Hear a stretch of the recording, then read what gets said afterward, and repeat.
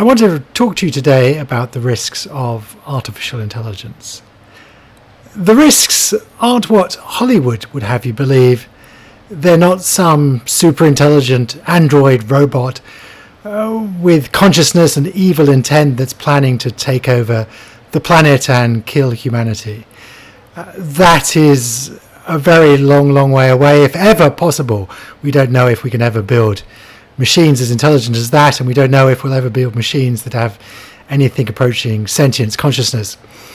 But what we already see are risks that are appearing that are much more near term and much more to do with what might be called stupid artificial intelligence.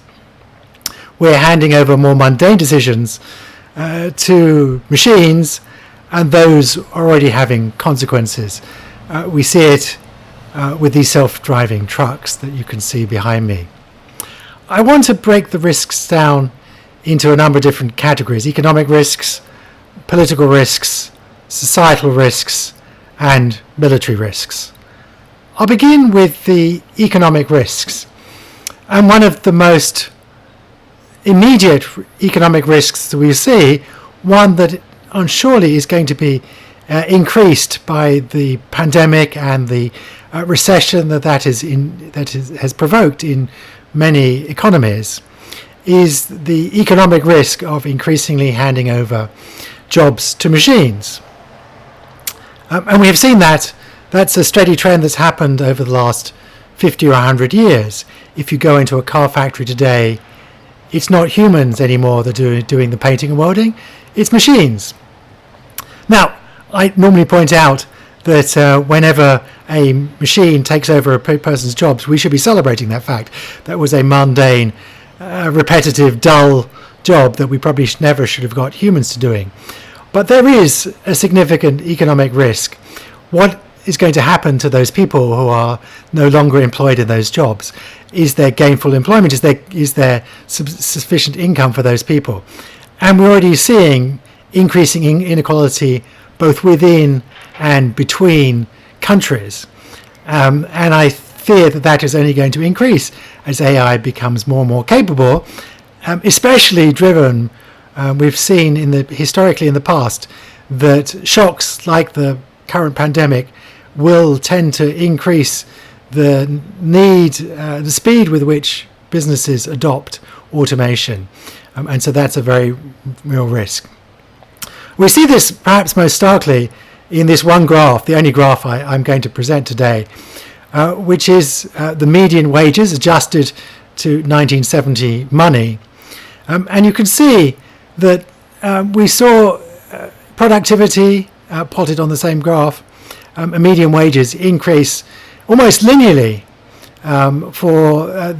since the beginning of the 19th century. And then there's a big disconnect that happens around the 70s as we start to adopt computing.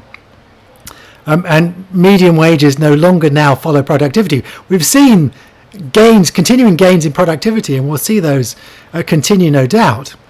But we see median wages stagnating. And that shows that we do, whilst we run the real risk that many of us are going to be left behind as the rich or the very rich get much richer, and the worker on the street gets left behind. Besides those economic risks, there are real political risks. We see this already with a number of technologies within artificial intelligence.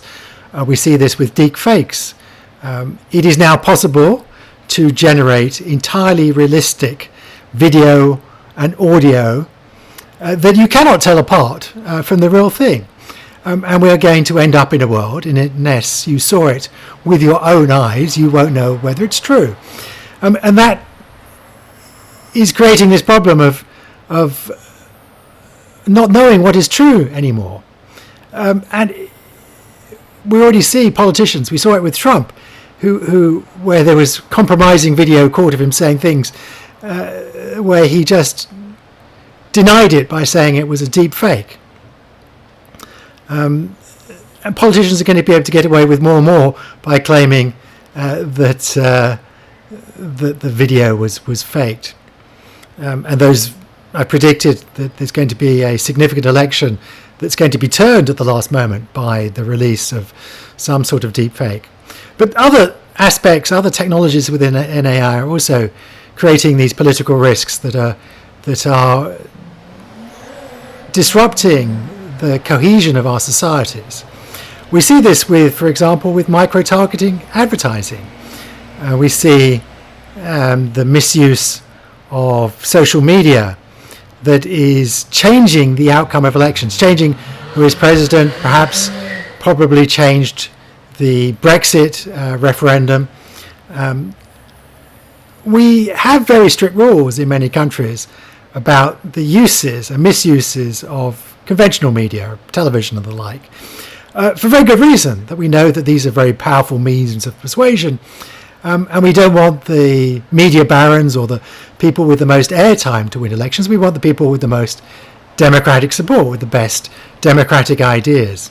And so I think we really have to worry about, we now have a new form of media, social media, which is even more persuasive and can, at scale and at speed and at cost that we've never seen before, manipulate how people are willing to vote. There are also lots of other significant societal risks that artificial intelligence threatens us with. I think one of the greatest ones is the use or the misuse of face recognition. We are now able to recognize people in real time. This is one of these boiling frog problems, where we got used to the idea that there were plentiful CCTV cameras on every street corners. But we weren't unduly concerned about that, because we knew there were too many cameras for people to be looking at. But the problem now is that we can put software behind those cameras, we can put computer vision algorithms behind those algorithms, and we can track people in real time. And we can do that at the level of the nation state. And we see this, we see the worrying trends already happening. You see this in countries like China, where such software is being used to help persecute the Uyghurs.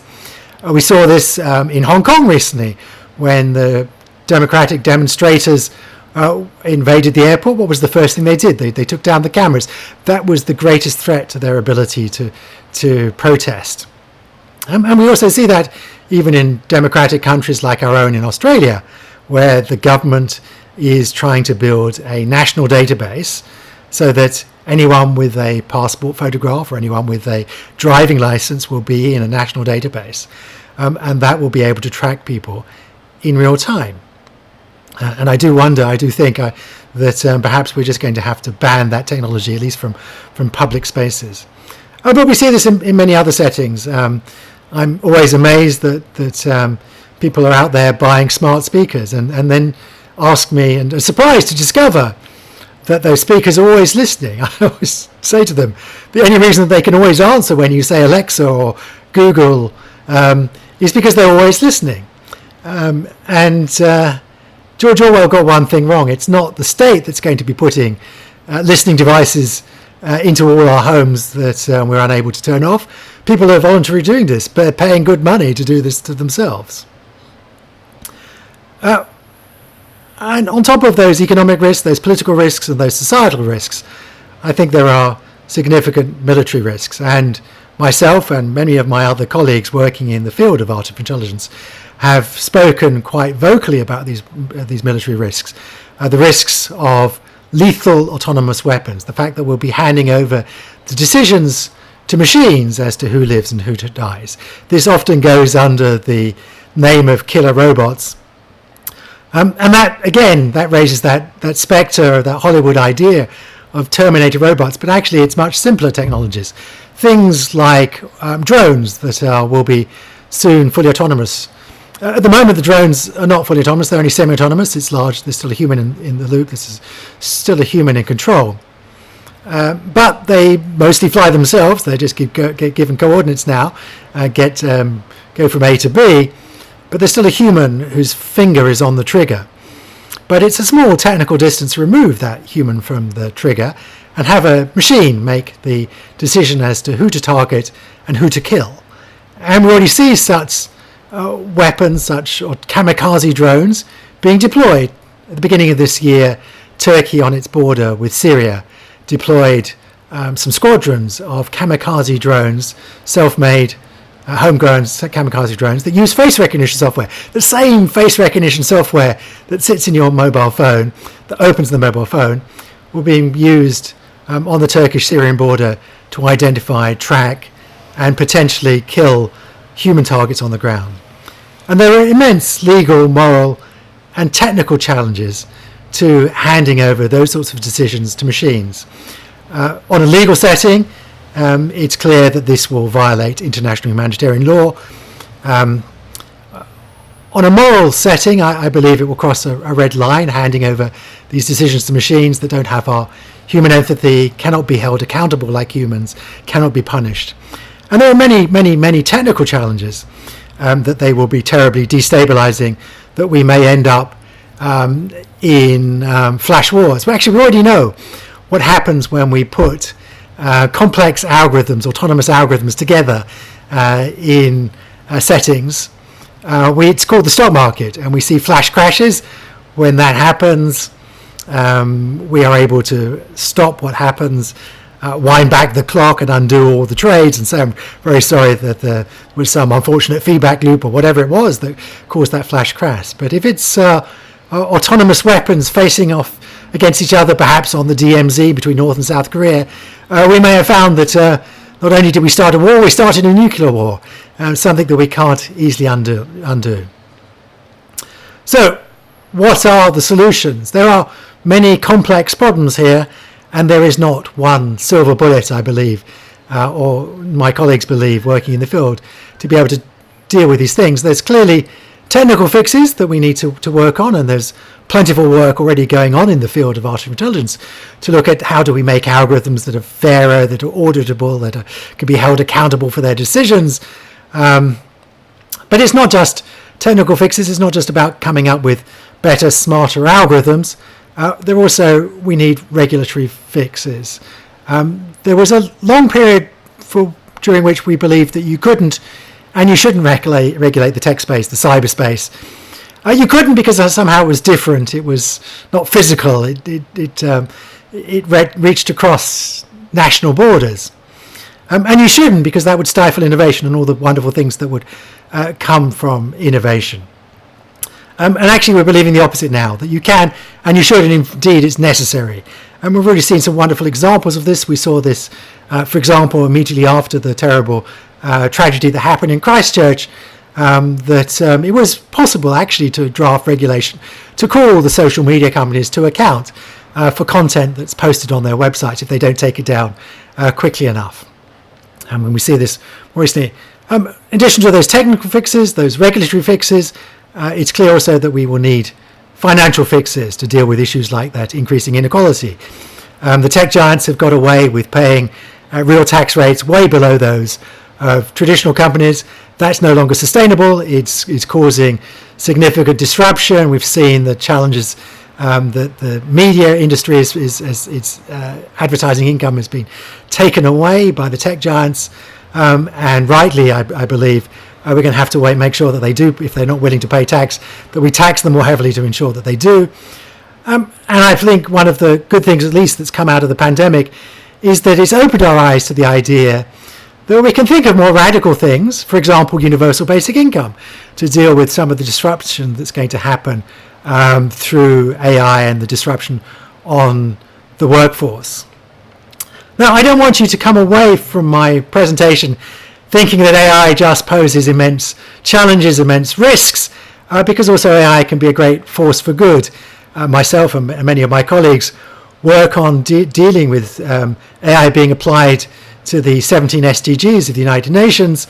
Many of the problems I suspect that you're talking about today are ones that AI is going to be part of the solution, whether it be the climate emergency or future pandemics. There are many places where artificial intelligence, we're having machines that can make smart decisions, that can do that at speed and scale and at cost that humans can't manage, and look at data sets that humans can't possibly look at. There are many settings where AI is actually going to help us deal with some of these wicked problems, because we do face some really wicked problems like the climate emergency and like increasing inequality. And so I get up in the morning to work on AI because I see the immense positives as well as the significant risks. It is a dual-use technology, and we want to ensure that we get the good without the bad. Thank you very much.